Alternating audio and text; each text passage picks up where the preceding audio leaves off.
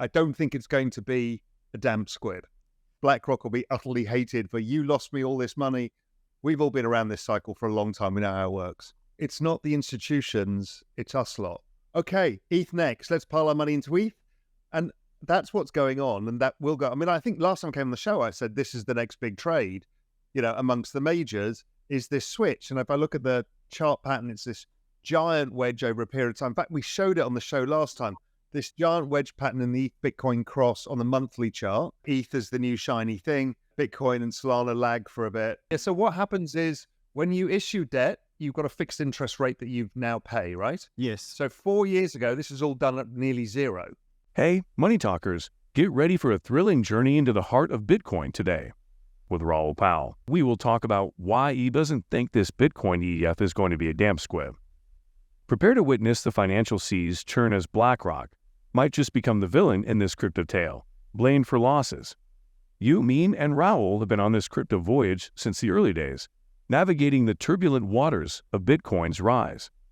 Now, as we approach this momentous occasion, the Bitcoin ETF, Raoul compares it to an IPO, a new chapter in the crypto world. Hit that subscribe button, and don't miss out on the exclusive insights we're serving up in our newsletter, Bitcoin Zella. Find the link below and grab your coffee as we kick off this chat with Raoul Pal. It depends what time horizon, right? Let's not worry about what happens in the first, week, 2 weeks, 3 weeks. But over time, I think of this as two different ways. Those of us who've been in this space for a long time, it's like our IPO. We were seed investors in Bitcoin or Series A investors, Series B, Series C, and then eventually we get the IPO. But like the IPOs of the 90s, I think it usually does, they do pretty well, which is we'll see a lot of follow through. So I'm expecting, the same as everybody else, the kind of $50 billion over the course of the year. But there is no insanity like crypto insanity. As you know, Ran, is when things start happening, people they lose their minds with FOMO and everything else. So there is no real precedent for a 70-volt asset that's in a roaring bull market coming to be available to every single person who owns a brokerage in the United States. So anything could happen. It could be a wild-ass bubble. I don't think it's going to be a damn squid. Look, they're all correlated anyway. They always were. They were correlated by the macro business cycle. They always have been. So they are correlated assets. But the rebellious aspect of building a new financial system, you can either take it as, well, Gary's won and we've kind of put it inside Wall Street's walls, or we put the Trojan horse inside of Wall Street. I'll go with the latter. People see they've got higher fees in this than traditional products. And it's a product that really appeals to people because it has a very different risk-reward profile. And particularly by launching it in the middle of a Bitcoin halving year, the macro crypto spring to summer, the probability of attracting quite a lot of assets is huge. That I'm sure they haven't thought about how they're going to deal with a crypto bear market when everybody hates you. But, Kathy Wood's just gone through and that she managed to get through alive. BlackRock will be utterly hated for you lost me all this money. We've all been around this cycle for a long time. We know how it works. It's not the institutions, it's us lot. We're the people front running it. So we're going, okay, ETH next. Let's pile our money into ETH. And that's what's going on. And that will go. I mean, I think last time I came on the show, I said this is the next big trade, amongst the majors is this switch. And if I look at the chart pattern, it's this giant wedge over a period of time. In fact, we showed it on the show last time, this giant wedge pattern in the Bitcoin cross on the monthly chart. Then, I use a lot of DMARC for my technical analysis. It gave daily, weekly, and very soon a monthly 9 count. Yeah, and if you make sure you join the lows and bottom, it's just basically touch the bottom trend line. Even the guys from Bloomberg who've been on top of all of this have said, listen, it's probably a 60-70% chance that will happen. Makes sense to me. Again, if you've got the two biggest assets, just think of Gary's mind, right? Gary Gensler. His mind is, let's get these behind Wall Street. Let's give Wall Street share of this. Let's get it into my jurisdiction. Then, of course, you want the second largest asset. The rest he'll probably leave to us for a while until we get a change of SEC or whatever. But he wants to make sure that they've kind of got the guardrails around the two big ones. So I think they want it. Prepare for a deep dive into the treasure trove of Raoul Pal's crypto insights. Raoul doesn't believe this Bitcoin ETF is going to be a letdown. and he predicts BlackRock might face some heat for potentially causing losses. As seasoned crypto enthusiasts, we're familiar with the cycles, from being early investors to witnessing the IPO-like moment for Bitcoin. But let's not get caught up in short-term fluctuations.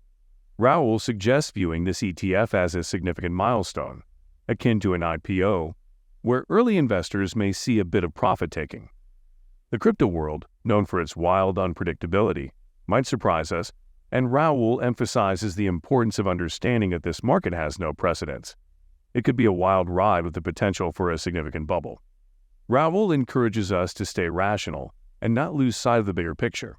In 2008, we didn't have the magic cowbell. We didn't have money printing. So interest rates are a slow, blunt tool. Money printing is instantaneous. So I think everybody was shocked by what happened at COVID. They shut the entire world for 3 months. The market went down for precisely 4 weeks and then rocketed going forwards. Why did it rocket? Because if you deflate the price by the amount the balance sheet went, it was just debasement of currency. I don't see how you can have 2008 once you've got the money printer. I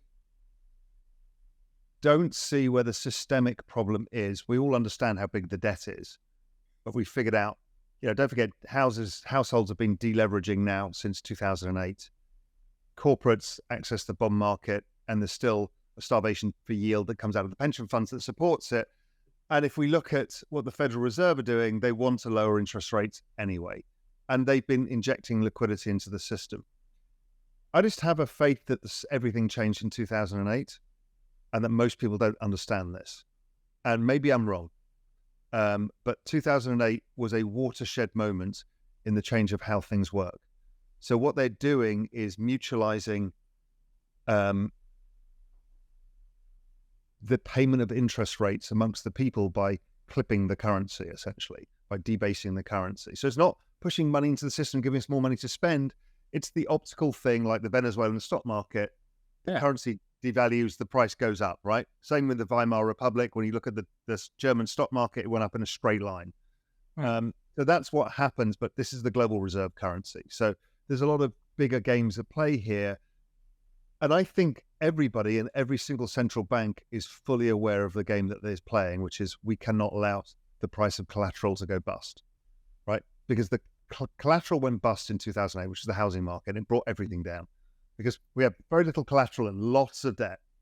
And we've seen this in the crypto markets in 2022, right? We all live this. Not enough collateral, too much debt, the whole fucking thing blows up.